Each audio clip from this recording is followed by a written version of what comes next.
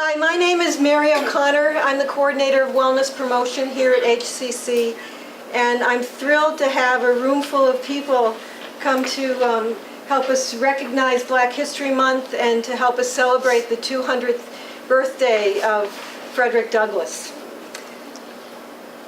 Frederick Douglass is a great African-American reformer, abolitionist, orator, writer, and statesman. And our panel here today will help us to really get to know him as a person, and we'll hear from, in his own words, the many contributions that he's made. He was born Frederick Augustus Washington Bailey, and Douglass's exact date of birth was not known until he took February 14th, just 2 days ago, 1818 as his birthday. He died February 20th, 1895. Our distinguished panel will share with us insights and stories about Douglass's resilient life and legacy, and help us to recognize that his teachings are especially salient for our current times. Rose Sackey-Milligan, yes, right, will serve as moderator and provide us with an introduction to Frederick Douglass and invite us to reflect on the relevance of Douglass's legacy. Rose received her master's and Doctor of Philosophy degrees in anthropology from the University of Connecticut. She is currently a senior program officer and academic director of the Bard College Clemente Course in the Humanities in Springfield, Mass. I first met Dr. Sackey-Milligan a few years ago at the Contemplative Mind in Higher Education Summer Institute, when she facilitated a contemplative reading and reflection of Frederick Douglass's July 4th speech. It was one of the most visceral and moving readings that I had ever experienced, blowing open both my mind and my heart to the wounds of racism and to the opportunities that we have for healing. Professor John Bracey, Jr., is a member of the W.E.B. Du Bois Department of African American Studies at the University of Massachusetts at Amherst. He has co-edited a number of volumes on various aspects of the Afro-American experience. Professor Bracey will offer some insights regarding the process that Douglass underwent as he transitioned from being a slave to a free man. John is a longtime friend to HCC, and I want to thank Andrew Fletcher for helping to arrange his presence here today. I've got Andrew over there. Marie Troppe, yes. Received her Ph.D. I'm a little nervous. Received I don't know why. Received her Ph.D. in 19th century African American literature from the University of Maryland. Her dissertation, Black Benefactors and White Recipients, Counter-Narratives of Benevolence in 19th Century African American Literature, highlights the frequently racialized nature of benevolence. We're fortunate to have Marie here at HCC, where she is director of the Adult Basic Education Transitions to College and Careers program. Dr. Troppe will offer insights about how Douglass came to read and write, and share selections from the 1845 narrative of the life of Frederick Douglass, an American slave, written by himself. As I've gone around campus inviting people to attend today's event, there's been great interest and appreciation for this side of Marie that not many people on campus know. So we're looking forward to getting acquainted with this other side of you, Marie. Thanks to the members of our panel and to our audience for your willingness to pause and to reflect on the many contributions of Frederick Douglass. Thank you, and I'll hand it over to Rose. Thank you, Mary.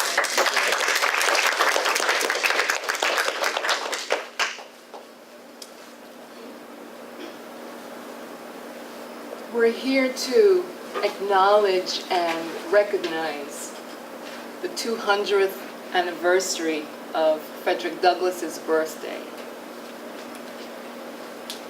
And in the African tradition, this is an important opportunity to remember the wisdom and the guidance and the knowledge of the ancestor.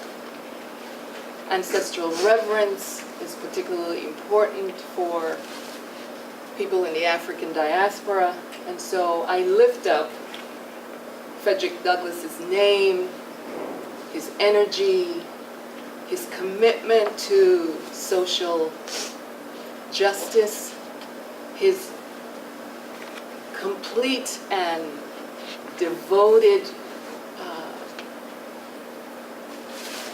energy to human rights, and he was one of the most influential African American leaders of the 1800s. This is so important that we remember this. The 1800s,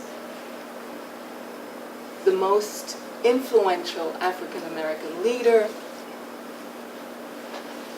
journalist, human rights leader, who challenged institutional oppression in the 1800s.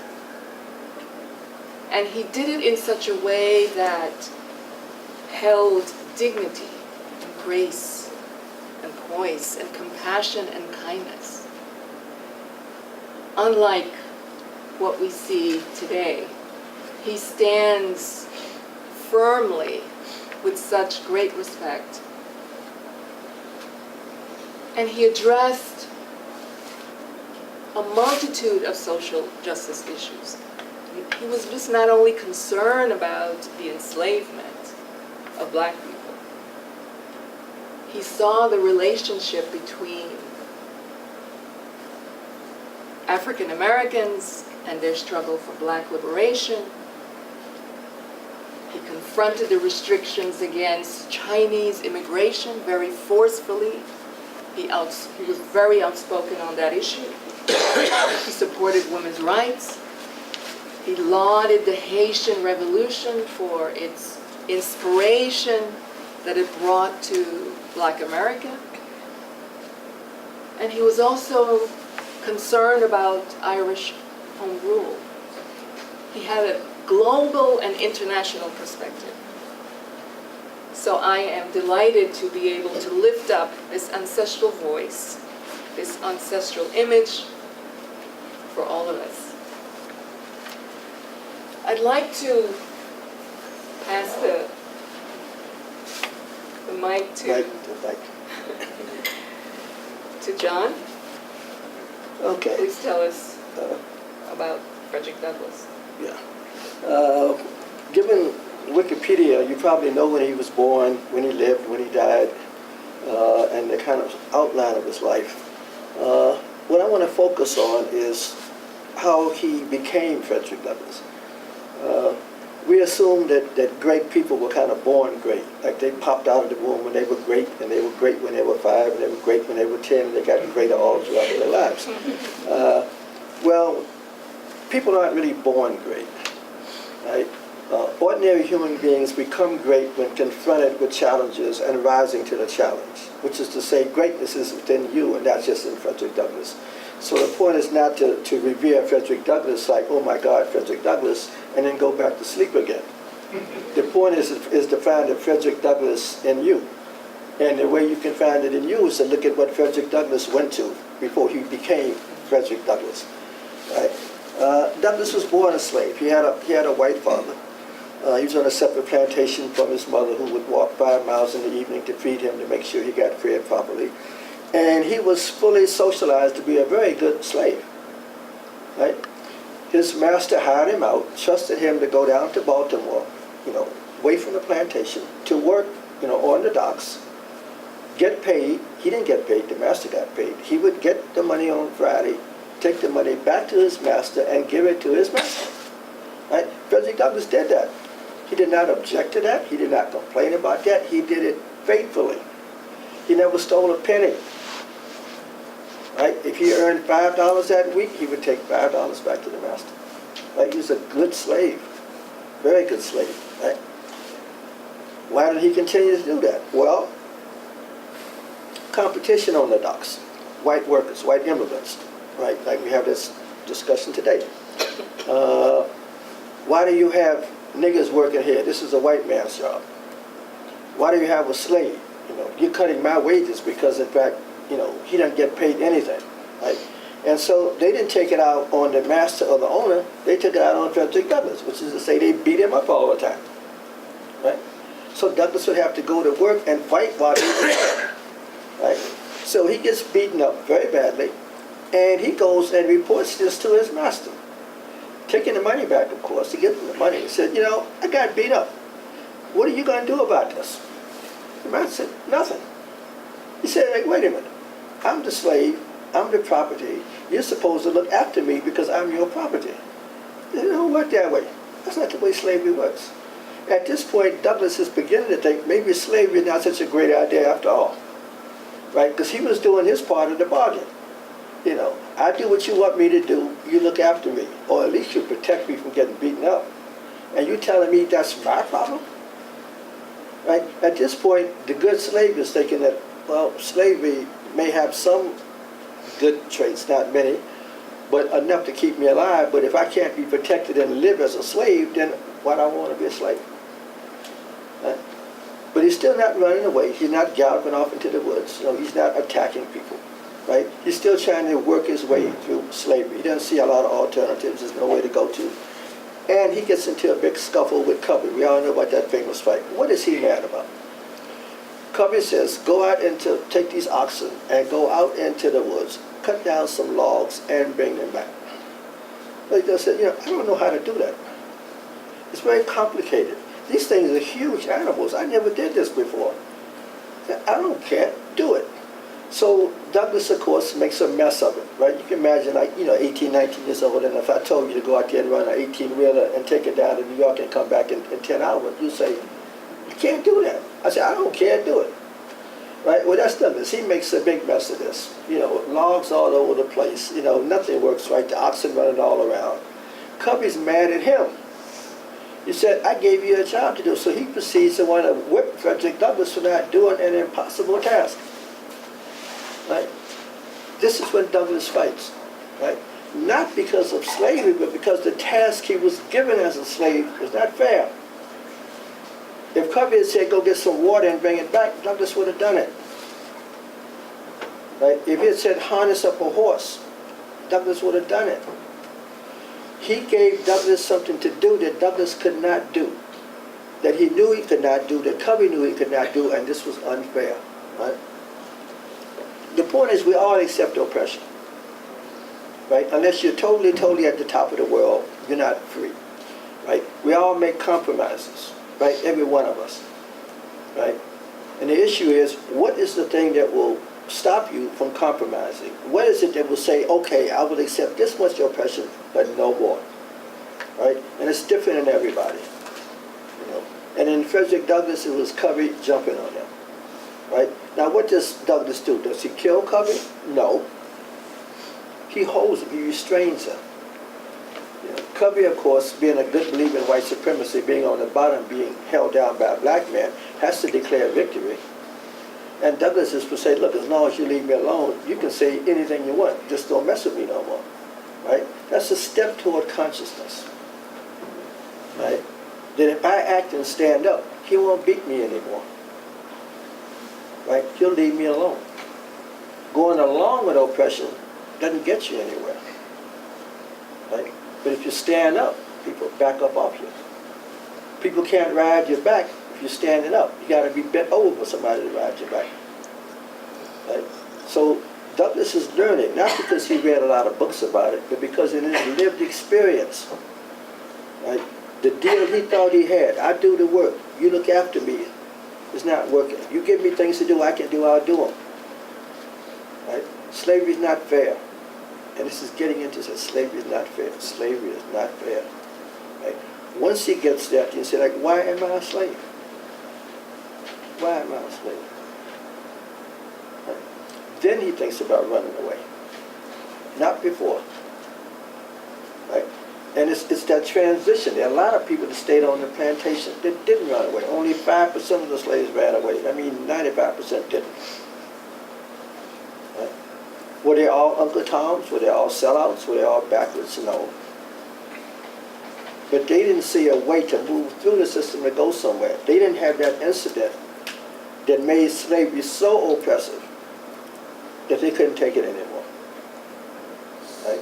Most people maneuver, you know, like you do. You know, you have your job. You really don't start work till the supervisor shows up. You don't like the job. You don't quit. You look out the window and say, here they come, they're in the parking lot. Okay, everybody get to your desk, right? The minute they take a break, you go back to the coffee machine again and talking about it, calling on your phone, checking your emails or whatever, right? But you don't like the job. Why do you stay in it? Because you need a job. Right? Does that make you a sellout? No. It means you have to make compromises to live in the world if you don't have complete power over your own life and resources, which most of us don't. Right? So he wasn't that much different from you. It's just different in degree. Right? Now the difference in Frederick Douglass's life is that slavery is a much, much bigger thing to deal with than whether your supervisor gives you a whole lot of grief. Right? And so Douglass ran away. How did he run away? He talked to other people, other slaves. Like, we're going, this is how you get out of here. Well, he worked on the docks. This is what he learned about West Indians. The ships that landed on Baltimore came from the West Indies. Who are the crew? West Indians, slaves, black people. They said, look, don't you just come on with us, man, and drop you off somewhere else. I don't want to do that. Right? But he does that, finally. And in his first narrative, he doesn't tell you how he does it. Why? Because he doesn't want to let anybody else know you could do that. He wrote his first narrative when there's still slavery. That's like me robbing a bank and then writing a book about who helped me rob the bank before they got caught. Right? It doesn't say, no, I ended up in New York. Well, how did you get there? Well, I got on New York. Why? Because he didn't say, oh, so-and-so put me on the boat. This is the name of the boat, and I want to thank Charlie because he was the captain. And I want, no. Those people are in trouble. Right? Douglass is a slave. He's loyal to that population of people that helped him. He protected them. Only after slavery was abolished does he give you the details of how he escaped. The rest of it is smoke and mirrors. So the first narrative is very kind of limited in that regard. Like, he doesn't tell you a whole lot. Right? He had support on the plantation. There was a conjurer, a guy named Sandy, who threw the bones, read the signs. Douglass didn't pay any attention to that. Tried to escape, messed it all up. Sandy said, I told you, look, listen to me. Look, you may know something, but like, I got power you don't even know about. Like, this is African. Slaves are Africans. Right? They didn't come over on the Mayflower. They're Africans. Right? They believe that there are forces in the world that move that you may not know about. And of course, you don't believe in them, don't mean they're not real. Right? And Sandy on that plantation had that status. Right? He was an adept, a shaman, a wise man. Right? And he said, look, don't just run out there in the woods. Let me think about this. Let me consult the Orishas. Right? Let me throw the bones. Let me look and see what's going on here in the cosmos that can get you to slavery. Right? Douglass listens to him a second time, and then he escapes, and he's now free. Well, nobody writes the history of the Underground Railroad giving credit to black people with African powers. Right? Everybody in the slave population knew that Harriet Tubman could talk to the gods. Right? That's why they followed her. This tiny little woman. She said, we're going to freedom. Why would you follow her? She said, because I prayed over this. And this is what we're supposed to do. And with the power that I have through me, we're going to do this. You have to believe that. Right? That's part of who Frederick Douglass was also. Like, he wrote a lot of books. Right? He has a lot of beautiful words. I'm going to read a few of them. Right? But he was a product of a society that's as African at the bottom as any society, at the root, what we don't see. And he moved through that world and gained consciousness in that world, using all of that to make himself the person that we know as Frederick Douglass. He's a skilled laborer. He worked. So when he pops up, he starts a newspaper. He prints his own newspaper. He doesn't hire anybody to do it. He sets type. He runs the press. He repairs it when it breaks down. And he writes the copy in the newspaper. Don't think because you can read and write you're better than somebody that can turn these lights on. Right? You come in here and flip the switch, the lights come on. Can you do that? Suppose they don't come on. What do you do? Oh, physical plant, somebody fix the lights. Right? Right? But you can't do that, yet you look down on those people because they can do that. Well, Douglass could do both of those things. He could turn on the lights, fix the lights, and, get up here and give you a lecture. Right? He's a well-rounded person. Slavery gave him those kind of skills. He cultivated those skills. Those were valuable skills. He never stopped doing that. When he was in his 60s and 70s, he was printing his own newspaper, standing there with an apron on, ink on his hands, working a machine, linotype machine. Press, making sure the stuff is lined up, making sure the paper comes off properly, lifting big rolls of print. He could do physical things. Like, if a fight broke out in the Abolitionist meeting, Douglass came off the platform and fought. He didn't say, oh my God, get my bodyguards. Right? He didn't have a posse. Right? People say, Frederick Douglass, nigga, stop talking. I'm coming after you. Douglass would come on. Right? And it'd be a big humbug. They don't tell you that much about him because they want you to think he was Frederick Douglass. But Frederick Douglass would jack you up. Right? Don't be getting up in his face, right? So people can talk about him from in the back row, but don't come to the front row. How do you put all that together to make a figure really be in the 19th century? Because what he took on was the biggest problem this country's ever faced. Right? This in the country from the founding. What do you do with African people? Right? You claim to have a democracy. What about us? You claim you believe in freedom. What about us? You claim you believe in liberty. What about us? Right? When you bring Africans into the New World, right, you're bringing in an inequality that is not going to go away till you deal with the original sin that brought us here. Right? And to this day, white Americans are not fully committed to dealing with that. Right? You have all this talk about the Puritans and free enterprise and all this, that, and the other. We were the capital in capitalism. At the time of the Civil War, the largest amount of wealth in this country, $3 billion, was in slave labor. That's double the amount in banks, double the amount in manufacturing. Right? The only thing that was bigger than that was land, which the Indians donated, so to speak. Right? So if you're talking about capitalism, you're talking about slavery. There's no separation there, one and the same. We were the capital. Right? Factories on the field. We were picked up and carried around.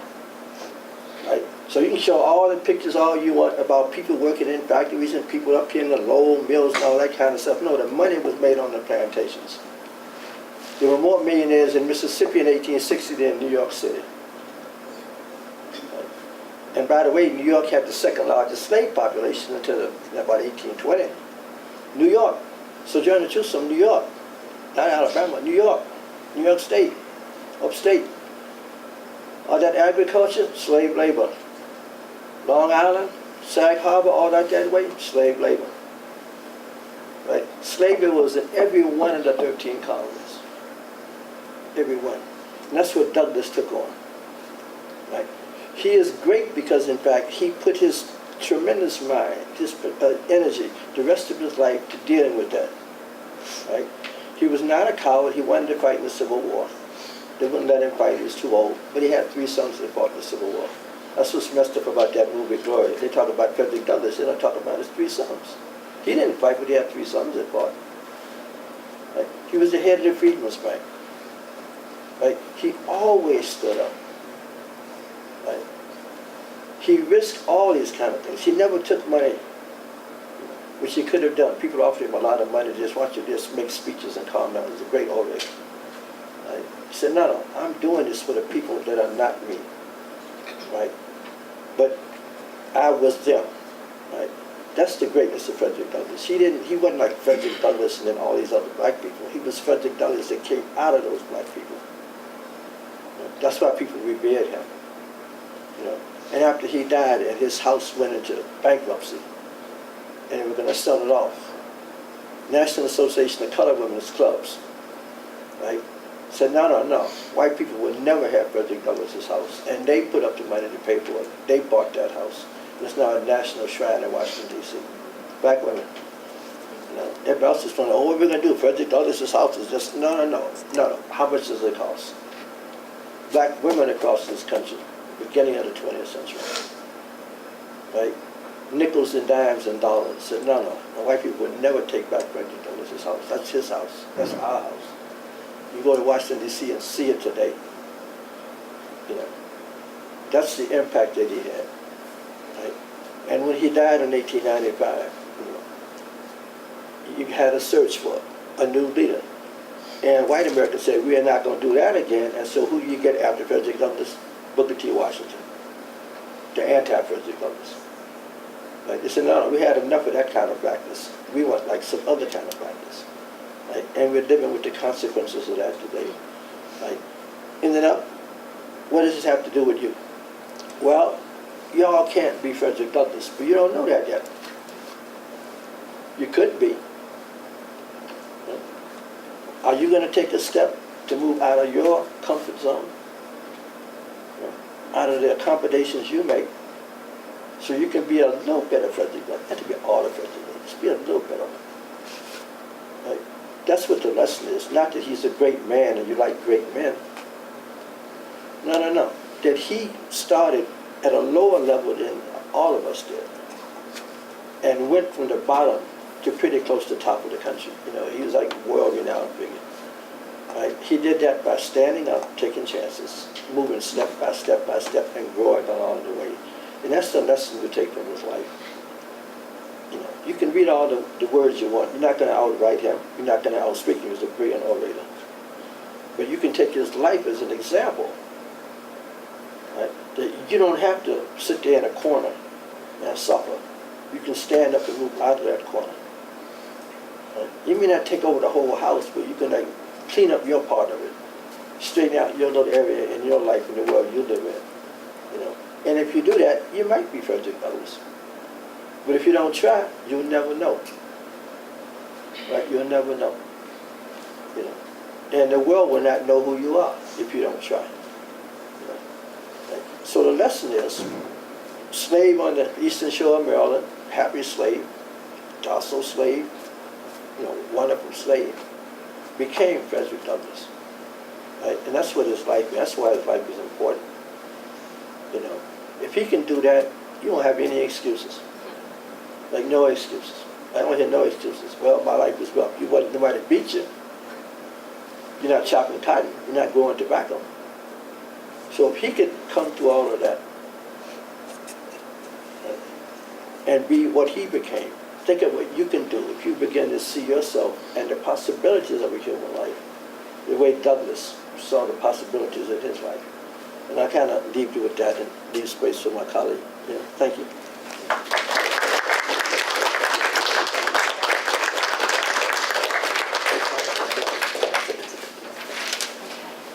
So you may have noticed that I'm white. And when I was in graduate school studying African-American literature, sometimes you would meet people and they say, oh, I'm in graduate school. What are you studying? African-American literature. Oh, that's nice. Change conversation. And so I guess the question that I want to say a little bit about, and then we'll get into Frederick Douglass's own words, is, why do we call February Black History Month? Why is it not American History Month? This is our history. Like it or not, black or white, whatever, brown, whatever color we are, wherever we're from, this is our country. And as Professor Bracey said, we're living with the legacy of this today. And so I think, especially in today's climate, many people are afraid to speak about this and afraid to speak about it outside of their little group. And the thing is, we actually have to do that. We're never going to get past it if we don't do that. So that's why I studied this. Just a little bit of background, it was really an interesting segue that you talked about how he became Frederick Douglass and his own lived experience, because the reading that I've chosen is actually a good example of that, so thank you. He wrote 4 different autobiographies in his lifetime. The one I chose the passage from is from 1845, his first one. He wrote another in 1855.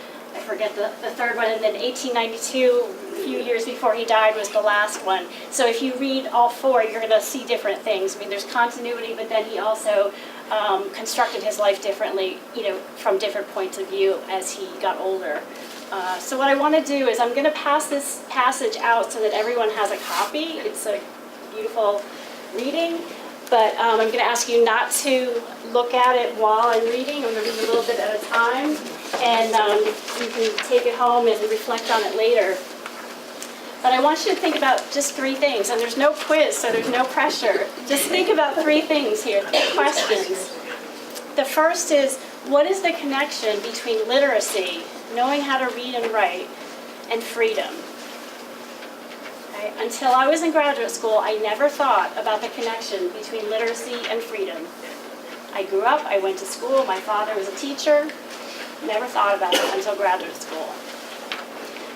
What opportunities, however small, did Douglass take advantage of in his quest for literacy and freedom? And what does this passage tell us about the agency and resilience of African Americans who were enslaved? And again, that resilience and agency, the act of having power over one's life, is something that Professor Bracey has already addressed. Okay. So I'm going to read a little bit at a time, and I want to invite you to just react and respond to what he's saying here. And there's no right answer. There's no wrong answer. It's just I want to hear what you think about his words, and then I will add a little bit to it as we guide ourselves through this reading. So I'm going to start out here. He's talking about how he first learned about what the word abolition meant. He says, I often found myself regretting my own existence and wishing myself dead. And but for the hope of being free, I have no doubt that I should have killed myself or done something for which I should have been killed. While in this state of mind, I was eager to hear anyone speak of slavery. I was a ready listener. Every little while I could hear something about the abolitionists. It was some time before I understood what that word meant.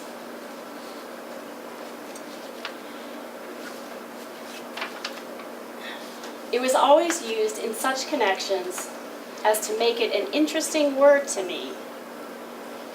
If a slave ran away and succeeded in getting clear, or if a slave killed his master, set fire to a barn, or did anything very wrong in the mind of a slaveholder, it was spoken of as the fruit of abolition.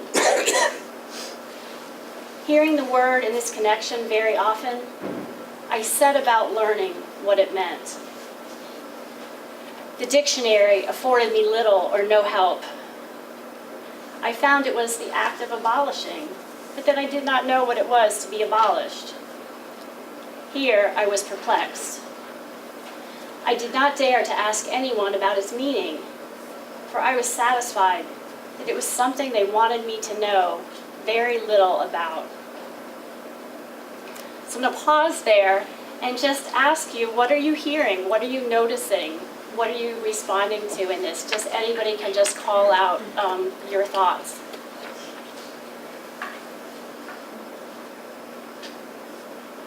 Okay.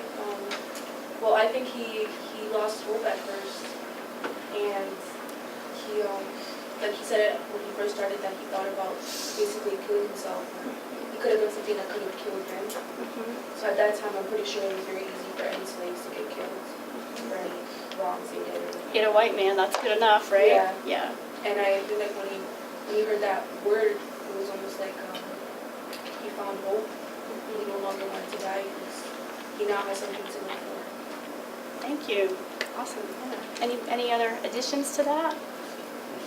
You want to tell them how you learned to read? We're getting there. Yeah. Saving it a little bit. Okay. So he was despondent, and his hope of being free is what kept him alive. What about, he says he's a ready listener. What does that tell you? I'm struck by the fact that being able to hear another voice speak about slavery, he was not in it by himself, but there was this bond that he had with other people, and not as isolated as he was. Absolutely, that he had a sense that he wasn't just a slave, there were others who were slaves. I saw another hand, yeah. He discovered that words are powerful, and he's receptive to find out what the power is. Yeah, he was open to that, he was looking for that, he was seeking it out actively. Okay. See, you guys, you figured out all the things I was going to say, so that's great.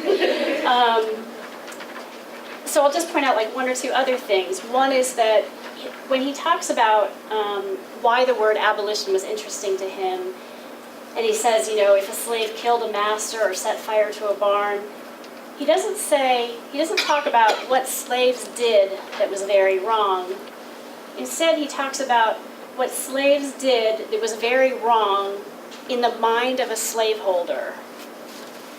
And that just floors me, because he's basically showing that he recognizes that there's a perspective of a slave, an enslaved person, and there's another perspective, and that's a perspective of a slaveholder, and he's able to see the difference very clearly between those two things.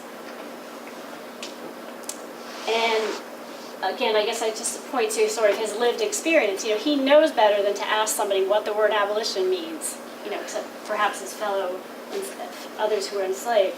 But he knows there's something wrong, there's something dangerous about that, and they don't want me to know, so I'm going to be careful how I find out. Okay, so let's go a little bit further. So he says, after a patient waiting, I got one of our city papers containing an account of the number of petitions from the North, praying for the abolition of slavery in the District of Columbia and of the slave trade between the states. From this time, I understood the words abolition and abolitionist, and always drew near when that word was spoken, expecting to hear something of importance to myself and fellow slaves. The light broke in upon me by degrees. I went one day down on the wharf with Mr. Waters, and seeing two Irishmen unloading a scow of stone, I went unasked and helped them. When we had finished, one of them came to me and asked me if I were a slave. I told him I was. He asked, "Are ye a slave for life?" I told him that I was. The good Irishman seemed to be deeply affected by the statement. He said to the other that it was a pity so fine a little fellow as myself should be a slave for life. He said it was a shame to hold me. They both advised me to run away to the north, that I should find friends there, and that I should be free. I pretended not to be interested in what they said, and treated them as if I did not understand them, for I feared they might be treacherous. White men have been known to encourage slaves to escape, and then to get the reward, catch them and return them to their masters. I was afraid that these seemingly good men might use me so, but I nevertheless remembered their advice, and from that time I resolved to run away. So any thoughts on that section?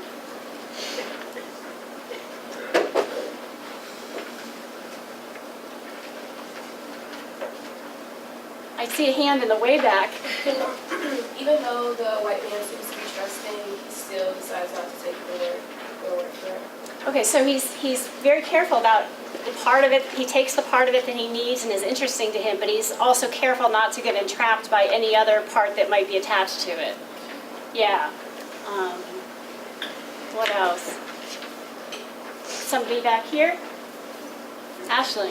Yeah, so being Irish, I just have to comment on the two lads on the boat yard there. So I guess I just want to note, and it kind of ties in with the previous book, was how this holds today, is that at this time in Ireland, the reason that the Irish people were there was they were escaping from a similar oppression and persecution.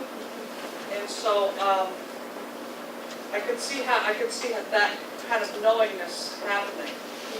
At that time, I'm not exactly sure when this was written, in 1845 would have been the height of the famine, where it was the height of the exportation. There was more meat exported at that time, that decade, in Ireland than any other previous decade, and yet people were starving because they had to pay rents for the land that they lived on, which had been donated, I guess, to the English, to use the speaker's term. So I think for me, the power is seeing their common plight and oppression. Certainly it wasn't the same, and I don't mean to minimize the oppression of slavery, but that we all have that responsibility with our fellow man, even today or in history, to share that, Yeah, thank you for your angle on the history. Yeah, Andrew. Yeah, it's interesting how he wrote that. It's almost when the Irish fellow said it would be a shame to kind of be enslaved for life, he's almost implying that he may be in fact an indentured servant, Right. right? And Right. this time, in terms of servitude, is limited. You know, it's sort of implied in it. So I don't know how much it is. So just in case not everyone knows about indentured servants, it often happened they would come over and you, for, 12 years, 7 years, however many years you were indentured to someone, but then you were free. So very different from the African-American experience of being enslaved for life, and then the baby follows the condition of the mother so that your generations are enslaved. It's not just the enslaved, who are originally enslaved, it's all their offspring too. Yeah, the question on the Irish actually were treated worse off than slaves because they weren't valuable. Irish workers, when they came escaping the famine, when they had to drain the swamps in Louisiana, where you had to go into malaria swamps and yellow fever and so forth, no plantation owner would let their slaves do that. Slaves, a field hand cost $1,000. The Irish didn't cost anything. So if you go down to New Orleans, there's a big plaque in Jackson Square of 20,000 Irish workers who died, draining the swamp so you could have those canals and all that finished. And if you want to look at the joints, the types, they're absolutely the same of the Irish and African Americans. The monkey faces, they're drunk all the time, they have no sense of family. And the big argument for educating black people during Reconstruction was that we educate the Irish, because the argument was in Congress. Well, how can niggas learn? Because look, we have Irish that go to school. They say, oh, hey, anybody go to school. No, the tension developed because the biggest riot in this country was, in fact, the Irish attacking blacks in New York in 1863.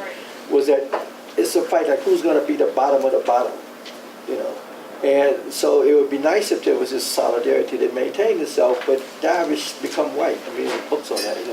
The Irish weren't white till they got here. And then they realized that some people that potentially are worse off than them, and so they pulled away, Not all of them, because some of them fought with John Brown, some of them fought in other places. But oppression is a kind of thing, a continuity of ways that people live, And the Irish came with a third of the population dead. I mean, they're not immigrating, they're fleeing, starvation. This is hardly the Mayflower. And when they get here, people see them as basically, pretty much less than human, and it's also the only population that sets up their own schools like black people do, the Catholic schools, yeah. Thank you, I messed up. No, it's good. Just gonna finish, wrap up. So let's see. Let's go on to the next section then. So he talks about he was resolved to run away. He says, "I look forward to a time at which it would be safe for me to escape. I was too young to think of doing so immediately. Besides, I wished to learn how to write, as I might have occasion to write my own pass. I consoled myself with the hope that I should one day find a good chance. Meanwhile, I would learn to write." As an enslaved person, he couldn't just walk around freely. I mean, he had a lot of freedom because he was a skilled laborer and because he was hired out and because he was in the city of Baltimore. But, he still thought about, there are times when I'm going to need my own pass, and how could I write that and make that help me get through to what I want to do. Then here's where he talks about learning how to write. "The idea as to how I might learn to write was suggested to me by being in Durgan and Bailey's shipyard and frequently seeing the ship carpenters, after hewing and getting a piece of timber ready for use, write on the timber the name of that part of the ship for which it was intended. When a piece of timber was intended for the larboard side, it would be marked thus, L. When a piece was for the starboard side, S, and so on, okay? So he learned those letters just by doing that. Let's see. So I immediately commenced copying them, and in a short time was able to make the 4 letters named. And I think I'm just going to do one more small piece and start to wrap up. After that, when I met with any boy who I knew could write, I would tell him I could write as well as he. The next word would be, I don't believe you, let me see you try it. I would then make the letters which I had been so fortunate as to learn, and ask him to beat that.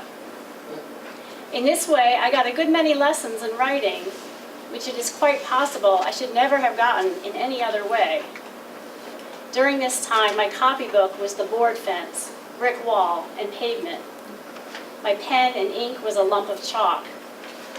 With these, I learned mainly how to write. So he's literally, talk about a new way of understanding street smarts. He's literally writing on the pavement, writing on the sidewalk, writing the world, reading the world, using the things that are right in front of him. So any thoughts on this last piece?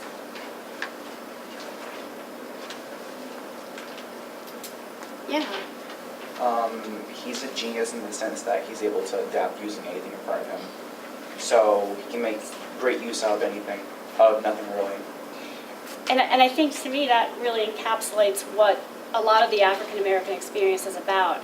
If you have nothing and you still are motivated to do something anyway, you can make something out of nothing. And the resources, using those resources, it is very genius, So it's a favorite passage of mine. I wanted to share it with you, and you can take it with you and further reflect. But I want to turn back to. Oh, I'm sorry. There's one more hand. Yes. Well, I was just going to say, he had something which all the students here can have. He had focus and he had follow through. Because a lot of time might go between learning the next letter. But he said, that's my task. Yeah, it literally took him years. I mean, we didn't talk about the reading part, but originally one of the homes he was in, the mistress taught him how to read, started teaching him how to read, and then the husband found out, the master found out, and forbade that. So, it's really in fits and starts that he learned to read and to write, and it took years. But he was so motivated. His life was at stake, his freedom was at stake, and that kept driving him forward.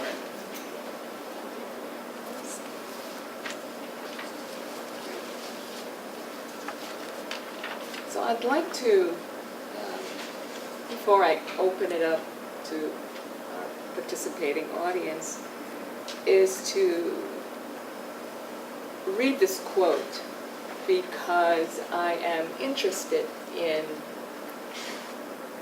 how we move from Douglass the man to his legacy, to the ways in which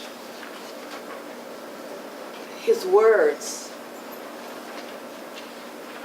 are, why are his words have such striking relevance today? That's the place that I'd like to get to with both of you. So the quote is, "It is a voice from the past that speaks directly to the issues of the present, recovering prophetic indictments from the past may help us confront the ugliness of the present." And this is a quote by a Professor Park from his WordPress blog. I'd like to read it one more time.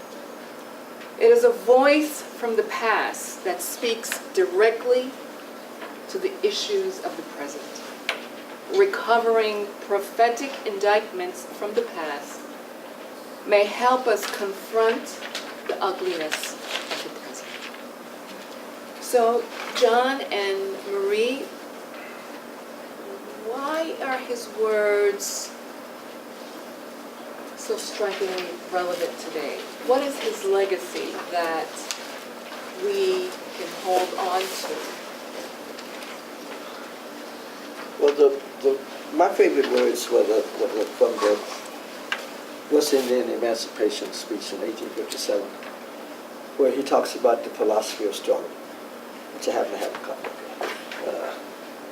Let me give you a word of the philosophy of reform. "The whole history of the progress of human liberty shows that all concessions yet made to her august claims have been made born of earnest struggle. The conflict has been exciting, agitating, all-absorbing, and for the time being putting all other tumults to silence. It must do this or it does nothing. If there is no struggle, there is no progress. Those who profess to favor freedom and yet deprecate education are men who want crops without plowing up the ground. They want rain without thunder and lightning. They want the ocean without the awful roar of their many waters." What Douglass is saying is that nobody's going to give you anything. There are no concessions made. There's another part of the quote before that. In fact, it comes after that. Struggle may be a moral one. It may be physical, It may be verbal, right? But you have to have it, And he says that find out just what any people will quietly submit to, and you will find out the exact measure of injustice and wrong which will be imposed upon them. And these will continue until they are resisted with either words or blows or with both. The limits of tyrants are prescribed by the endurance of those whom they oppress. Right? I said, you will be oppressed as long as you accept oppression. And the limits of that oppression is in your hands. No, it's not that the master is stronger than you. The master is always stronger. That's the whole point. That's why they're the master. Right? But the point is how much power they have over you. You get to decide that. You get to fight for that. You get to limit that. And if you don't do that, then of course you will be the person on the bottom forever complaining about being on the bottom. And you may not get to the top, but you can certainly get off the bottom. And if you can't get off the bottom, you can work on getting off the bottom. Because the struggle in and of itself is what the meaning of your life is. That's the goal of it. Frederick Douglass said no, he's going to become Frederick Douglass. He didn't say, yeah, I think in 20 years I'll have a newspaper. That's not even vaguely in his imagination, right? But once you move, fight against oppression, then things open up. And if you keep that fight going, that's the meaning of your life. That's why we look at his words again. Those words are as apt now as they were then. They're probably more so now. Because we have complexities of confusion that Douglas didn't have to deal with, And when we have our new complex, and the longer we do nothing about it, the longer it'll stay that way. It's not going to just magically disappear. Freedom is not going to just pop out of the air. So each and every one of us has an obligation, unless you just want to stay on the bottom and suffer, is to begin to struggle against whatever form of oppression, is holding you down. And that's the meaning of his words. And it's what it's like. That's how he lived. You thought about everything. You don't back up. You keep pushing forward. Maybe slow, maybe moral, maybe physical, but you move forward. And that's why those words ring today. Great. Yeah, I like what he said about being a ready listener. I think that deep listening to other people, whether they agree with us or not, whether they share, their own history from another place or whatever is there. The fact that he was a ready listener is something we all need to practice every day. And let's leave it with that.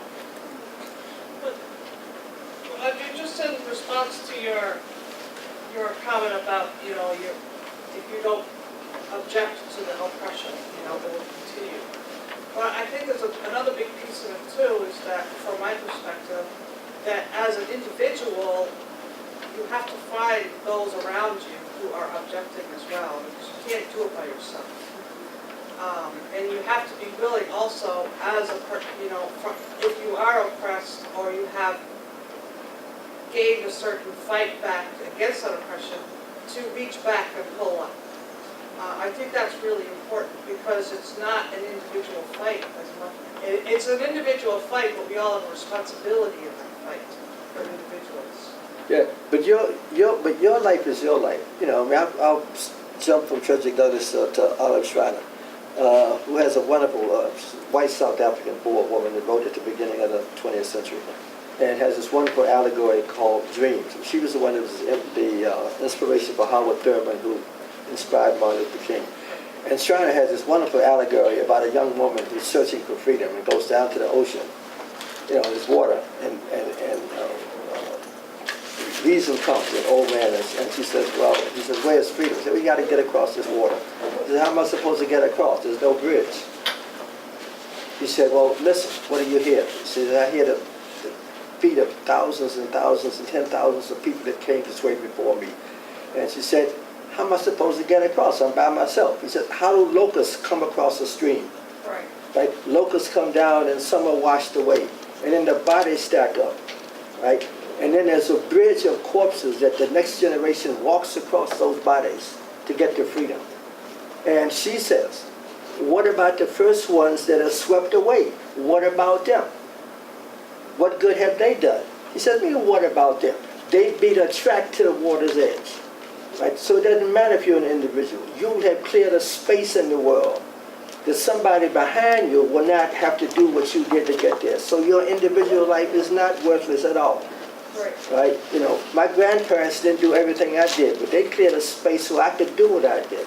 Right. And so my parents could do what I did. So you don't need 1,000 people. You need one soul headed Right. toward the water's edge. And even if you don't get the freedom, and we're not going to do it in our lifetime. We know that. Right. Right? I But guess- you would have beat a track that somebody else can walk through because you knocked down those trees they don't have to Right. knock down. That's the value of this. Right. You know. Now, if you get a lot of people, then you have a movement. But if you don't have a movement, it doesn't mean sit there and wait for one. I don't mean like masses, but, connect to, anyone, like Frederick Douglass got his passage to freedom by, like you said, by others, but also with the help of others. But he had to take that initial step. Yeah, but he also got into a fight with Cubby by himself. Right. Nobody helped him. Like, Right. collectively, all the states should have jumped on Cubby because there's more of them than one man. He should have took Cubby and threw him in the woods somewhere. Well, they didn't. They sat there and watched him wrestle with Frederick Right. Douglass. Like, whoa, this is cool. He's fighting with the overseer. Like, that's a lot of help. Like, Right. like where your buddies at? Like, they watching you wrestle around with the overseer. This is hardly a man's struggle. This is Douglass all by himself. Right. So, but that doesn't mean he shouldn't fight. Right. I mean, that's the whole point. Your life is your life. And I was fortunate enough to live in a time when I moved, millions of people moved with me. But when I was growing up, my mom's and I and my sister, we'd integrate anything. Things said white only, that's like, come on in. Right? Now, this is long before any civil rights movement, long before Brown. It's that if somebody's insulting you, deal with it. Right? I got thrown out of more places than I ever want to ever get. I got into more places I never went back to because when you got in there wasn't nothing in there. But don't put up a sign saying I can't come. Right? That's where you pull the car. Let it say no color allowed. Stop the car. Stop the car. Now I'm all up in there. Now you might get thrown out of there. Right? But I didn't need Martin Luther King to tell me to do that. Now you get to a point where millions of people do that. You had the civil rights movement with individual. My mother did that when she was like a teenager. Sat in the front of buses in the South. And they put off, she got back, it might take her a whole week to get somewhere, but she would get on the front of the bus. She went, no, I'm not sitting in the back of the bus. Right. But also, when you've gone that route, as a consciousness, we have a responsibility not to just say, well, I've got my ticket, I've got my bus ride, I've got my pass, but we see it around us, is what I'm saying. It is our individual journey, but for me, I think we have a responsibility to say, well, I got my ticket into the theater. Too bad. You tell everybody else they're now selling tickets to colored people. That's what you do. Right. You come out and say, they're selling tickets now, why don't y'all go too? And next thing you know, there's a line of colored people trying to get in the all-white movie. I guess the point is there's a responsibility when you get your ticket. There's a responsibility, But that's assumed that you're doing it not for yourself. The point is you're not doing it for yourself anyway. The thing doesn't say that I'm not allowed, and it says colored people not allowed in there. So when I walk to the door, a colored person is walking through the door. I'm representing all the other people that look like me that can come after me because I'm going through that door. Are there certain words or speeches that Douglass presented that really speak to that? I mean, he would have an amazing capacity, so I wonder if there's certain passages that we could pull up right now where he beckoned people to be responsible, to be engaged, to come forth in some way that's very relevant to. I mean, I'm thinking of his speech about what to the slave is the 4th of July. I mean, he was invited to speak, and you could probably fill us in on more of the context, but he was invited to speak, and he basically got up and said, are you kidding me? What did you think I was going to say when I got here? You're celebrating freedom in the 4th of July. That's freedom for you, not freedom for me. So, I mean, if that isn't a good example, I don't know what is. I can actually read that. Okay, cool. One of the more popular, so to speak, verses. It says, what to the American slave is your 4th of July? I answer, a day that reveals to him more than all other days in the year the gross injustice and cruelty to which he is the constant victim. To him, your celebration is a sham, your boasted liberty an unholy license, your national greatness swelling vanity, Your sounds of rejoicing are empty and heartless. Your denunciation of tyrants, brass-fronted impudence. Your shouts of liberty and equality, hollow mockery. Your prayers and hymns, your sermons and thanksgivings, with all your religious parade and solemnity are to him mere bombast, fraud, deception, impiety, and hypocrisy, a thin veil to cover up crimes which would disgrace a nation of savages. What he's offering is a scathing critique of this country, and that, I think, is useful in helping people to mobilize and to get on board. Yeah, I mean, you could read that today. You know, I mean, the last line is great. You know, there's not a nation on earth guilty of practices more shocking and bloody than are the people of the United States at this very hour. He says that in 1857. You can run that in the New York Times today. You know, and you'll be right on time. You know, I mean, Douglass is not old-fashioned. Douglass has lived because the things haven't gotten that much better in the 150 years since he said that. No, he's one of the few people who really does carry. I mean, he never gets stale. I mean, you read him, you say like, wow, he should get his newspaper back and start cranking again. Because he's like boom, boom, boom, and he's on every issue. I mean, I think that point is good. He was an early supporter of women's rights. He was at Seneca Falls. He was at Seneca Falls when you had the first women's rights convention. He supported Irish independence. Wasn't a lot of people doing that. He supported Irish independence. And of course Haiti. The Toussaint Louverture, Saint Domingue. West Indian independence. He opposed the Berlin Conference. When they took over Africa to feel his powers. There was not an issue in the world that he didn't, say was his issue. And the Chinese immigration. Yeah, Chinese immigration. Yeah, after the war. Yeah. Afterwards. Are there any questions? Yeah, I have a question about present day. When it comes to altercations and dealing with the basically society and people around you, how far do you go when you are addressing situations? I feel like that's where you were going a little bit of how I don't really remember. Yeah. I know that Frederick Douglass lived in a time where violence was prominent and was around him constantly, so he probably was able to physically handle situations in a way that he would get by. But today, being black, handling a situation violently will only end in you getting in trouble, and then it won't work out for me where it would for a white person. So I guess trying to figure out what sort of words to use besides just no, and how to actually just push and get your point across in a way that's effective, and it ends in a way where you're not in handcuffs or dead, basically, for a lot of black people today. Look, the issue of black people having a right just to get up in the morning, walk out of their house, and come back safely is still an issue, right? That's what started the NAACP back in 1909, anti-lynching, right? Can I walk out of my house in the morning, go down the street, do anything, and come back without some people killing me, right? That was their program, anti-lynching. Make it a crime to kill me just for being myself, right? That's not a program. That's trying to say, acknowledge my right to live on the planet like every other human being. That is why Black Lives Matter is important. That's not a program. That's an existential statement. I have a right to live on this planet like anybody else, and you're not acknowledging that right. And until we do that, we can't even talk about meetings. How am I going to go to a meeting if I can't get out the door, right? If I can't get to the meeting, how can I go to school and teach anybody if I get pulled over and shot on the way to the school, right? So unless I can move through the world as a human being like anybody else, I mean, that's bottom line. Right? The violence of slavery, you can escape from in a certain way. But the existential part of that, if you see black people as less than human, and because we exist are a threat, this is what de Tocqueville said in Democracy in America. He said, look, you can free slaves, but they're still black. He says, and white people are going to be afraid of them because they're black, not because they're slaves, but free, they're still going to be scared of it, right? And they're going to see you as other than them, right?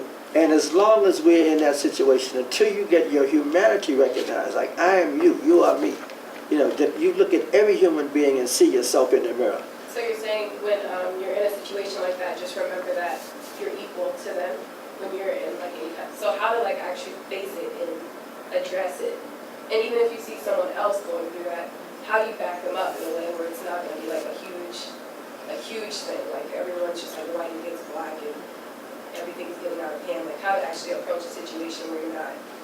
No, I mean, the strategy stuff is for your generation. Like our generation, we did about the best we could do. We didn't want to do everything and have nothing for y'all to be able to do. So young people, I never tell young people what to do, right? They can't do what I did. You don't see the world I grew up in. And so what I would tell you is, like my kids, when they were in high school, they'd ask me what to do. And my daughter told my sons early on, he said, look, take whatever dad says and cut it in half because they're going to throw you out of school, right? Because they knew what I would do was like, oh, and I said, no, take half of what he says. And that ought to be good enough to get the problem solved, whether it's, you know, graffiti on the halls or whatever, somebody call your name or whatever. Because my thing was take it to the max, right? My kids like, no, Dad, no, we're not doing that. We're going to do it this way. We're going to write a letter to the principal. Well, okay. You know, you have to figure out what works in your life, you know. And if it's like I tell kids, if you do something right, just I'll back it up. But I'm not going to tell you what to do. I'm not going to tell you how to do it. You know, I will tell you what I think would be the consequences of it, but you have to make your own decision. This is you have to make the world that you live in. I can't make that world for you. I agree. You know. I guess like also when, like you're saying, fighting a fight on your own, it's like I said, trying to get your point across and not ending up looking stupid in the end where you're back to where you started and they still haven't gotten the message and you feel less confident in yourself and you just don't want to. And this is something that I personally face constantly every day living in Amherst, Belchertown, Northampton, every area like that is just terrible, especially when you live in the public. So how to really approach them and like have a voice when they're rude and just nasty to you and you just don't want to attack them. You know, you want to try and like understand, make them understand. No, but that's the work. Nothing's easy. Freedom, you're not just going to give you something. I mean, this is a fight. Yeah. And it's a long-term fight. This is like my grandparents started this fight. My great-grandparents started this fight. It's still going on. It's every day. You're not going to win it in a week. Yeah. You know, you talk to people, you say, well, okay, they're kind of racist. Well, go talk to them. You know, talk to your parents. If you say, well, my grandmother's in it, well, talk to her at Thanksgiving dinner. So I pull her aside and say, Grandma, it's not nice to call people these kind of names. Right? I mean, you know, you do what you do where you are, and you do it as long as you can do it.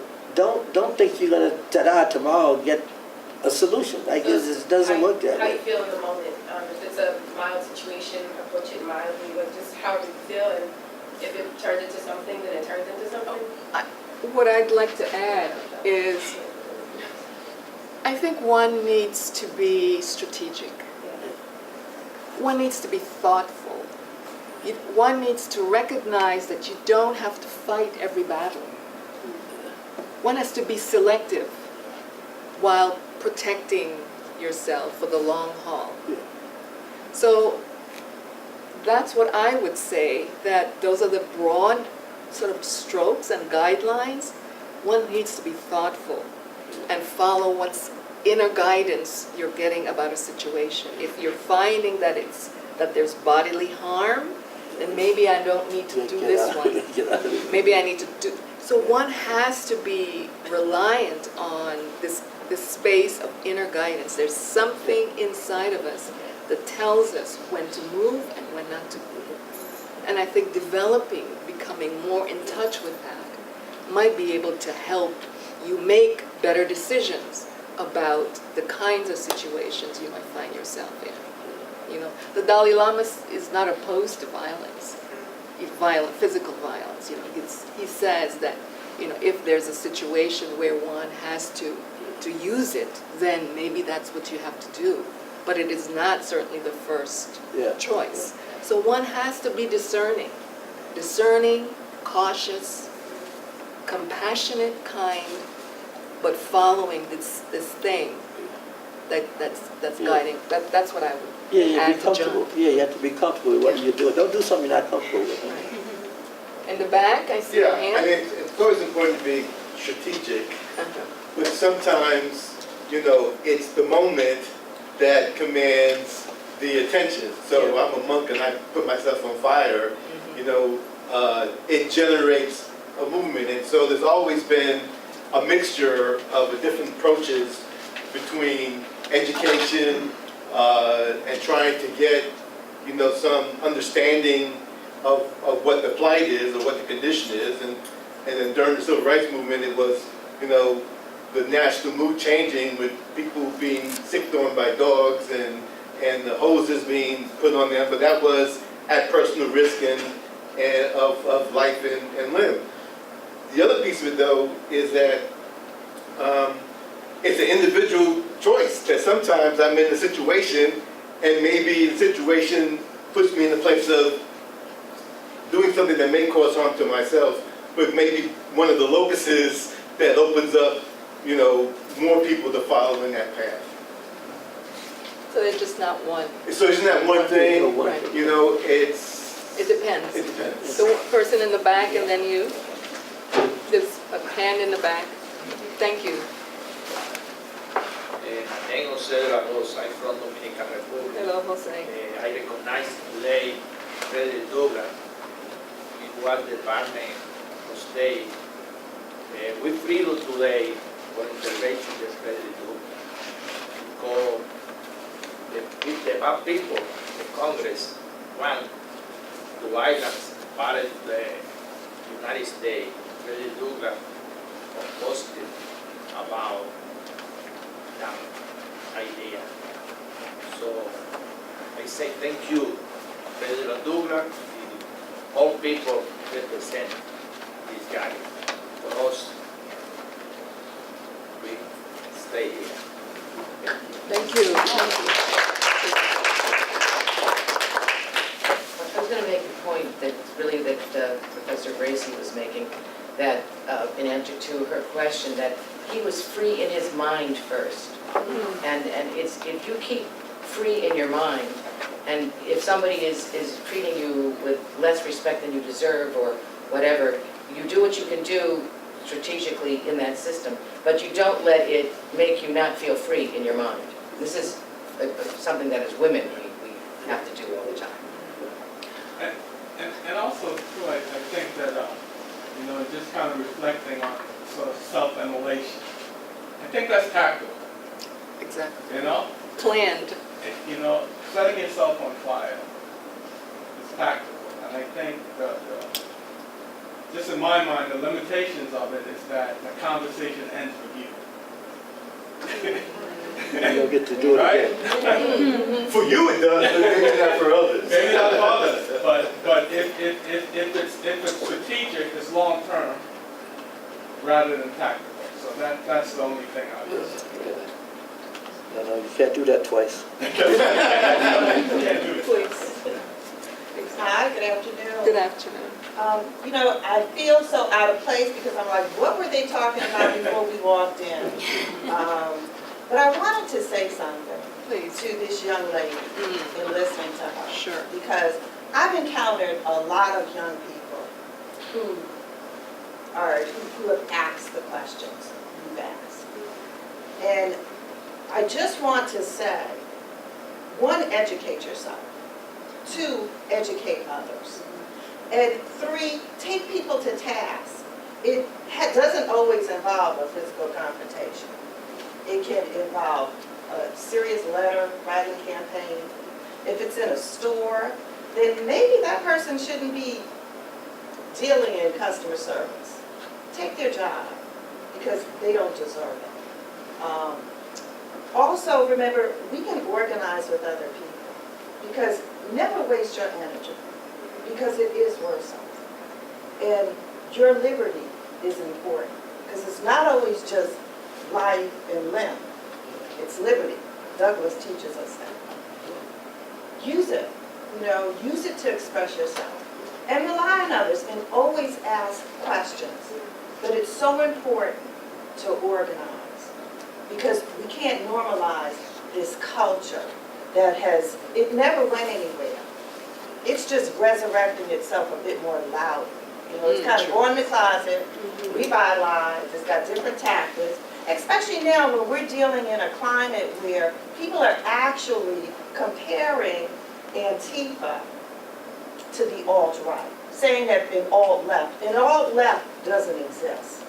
What is happening is you've got a group of people who are tired of seeing people being beaten by white nationalists and other violent organizations in this country, because that's what they've been doing for a long time. And what we need to do is we need to demand, Black Lives Matter is beginning to organize on a state level. Residents in Massachusetts, we need to decide what's going to work for us. What is unacceptable?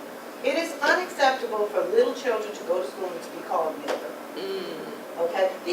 My children don't deserve this. You know, our children don't deserve this. They deserve to be protected. They deserve to have lives of children. We need to establish an agenda that's going to work for us. Spend your energy there. Volunteer in a community of color, or volunteer where you can go and you can have these discussions with your white brothers and sisters.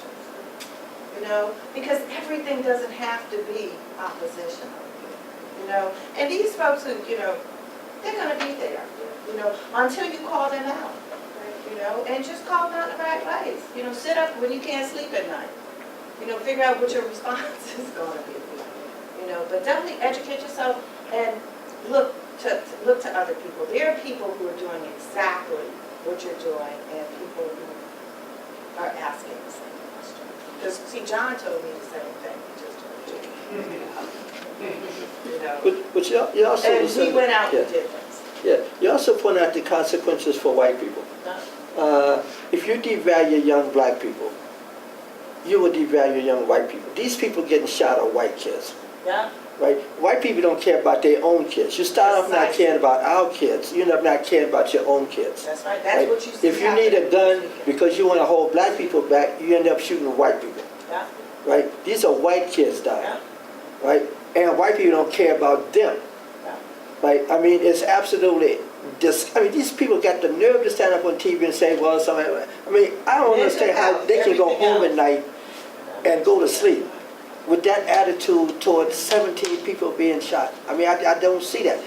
That devaluing of youth, white youth, of human rights, is an extension of the devaluing of black life. You know, you can't put us in a corner. It's like the opioid thing. It's okay if we're doing drugs. Now we got the opioid epidemic. Well, we had the opioid epidemic 20 years ago. Nobody cared about that.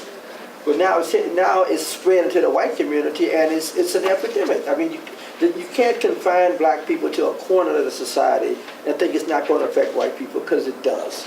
You know, and so you get that same degrading kind of attitudes toward human life extends to the white population itself, and it's killing white people, right? So it's not just about Black Lives Matter, but those kids. Why can't a white kid go to school without getting shot, for Christ's sake? You know, like they want to go play tennis, or they want to go take math or something, and some fool walks around with something that you're supposed to use in a rack.